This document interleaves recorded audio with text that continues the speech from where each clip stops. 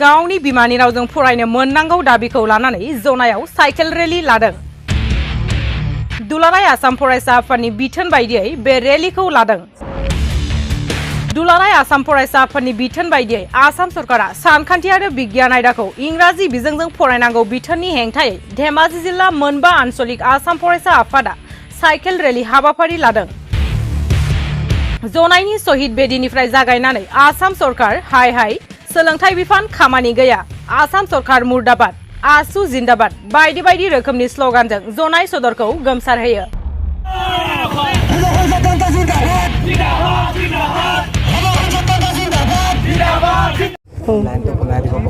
আজি আমি সদৌ অসম ছাত্ৰ সন্থাৰ লগতে জোনাই মহকুমা ছাত্ৰ সন্থাই চাইকেল ৰেলী কাৰ্যসূচী ইয়াত হাতত লোৱা হৈছে।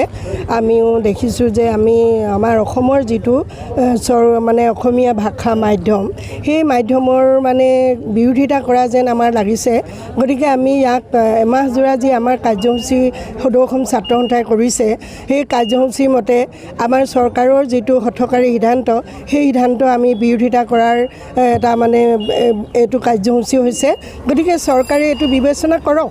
আমাৰ অসমৰ যি আমাৰ নাগৰিকসকল আছে অসমৰ যিসকল আমাৰ শিক্ষিত নিবনুৱা আছে এই নিবনুৱাসকলে যাতে তেওঁলোকৰ যিটো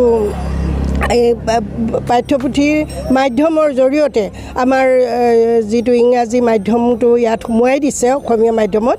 গতিকে এইটো এটা মানে অন্যায় হোৱা যেন মোৰ লাগিছে আমাৰ অসমীয়া সমাজৰ কাৰণে। সেয়েহে আমি চৰকাৰক শিক্ষামন্ত্ৰী বা আমাৰ অসমৰ মুখ্যমন্ত্ৰী ডাঙৰীয়াৰ প্ৰমুখ্যে আমি জনাব বিচাৰিছোঁ যে এই তেওঁলোকৰ যিটো সিদ্ধান্ত অকণমান চিন্তা চৰ্চা কৰি তেওঁলোকে ইয়াক বাতিল কৰক। নহ'লে আমাৰ এই উঠি অহা আমাৰ নৱপ্ৰজন্ম কেতিয়াও হাত সাৱটি বহি নাথাকিব আৰু সমূহ অসমবাসী ৰাইজে আমাৰ ছাত্ৰ সন্থাৰ লগত আছে। গতিকে এইটোকে মই আজি